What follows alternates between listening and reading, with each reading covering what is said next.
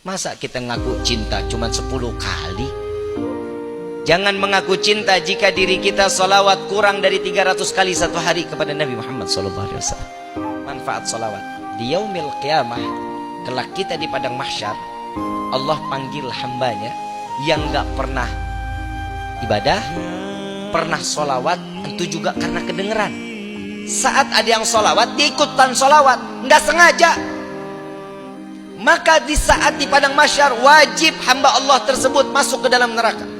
Tatkala dipanggil oleh Allah, ya abdi, wahai hambaku, iya ya Allah,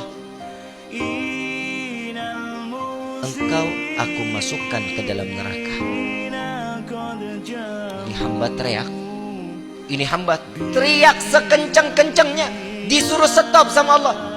Wahai hambaku, jaga teriakanmu, jangan terdengar Rasulullah SAW. Ini hamba umatnya Nabi nih. Ini hamba umatnya Nabi.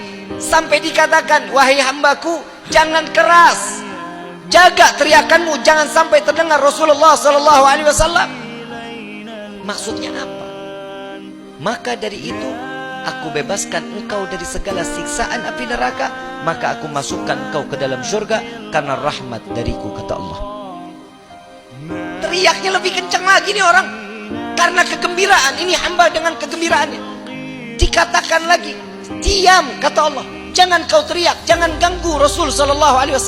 Rasulullah dengar, wahai Rabbi, bukankah dia umatku? Maka serahkan kepadaku, katanya. Ya Muhammad, aku akan menyerahkan kepadamu. Jangan khawatir, ini orang aibnya sudah aku tutup, dosanya aku ampuni. Jangan bersedih wahai Muhammad, aku berikan engkau kebahagiaan untuk umatmu. Sallu ala Nabi Muhammad. Jangan sedih ya Muhammad, Allah nggak mau bikin sedih. Kenapa? Umatnya diselamatin berkah Nabi Muhammad Sallallahu Alaihi Wasallam.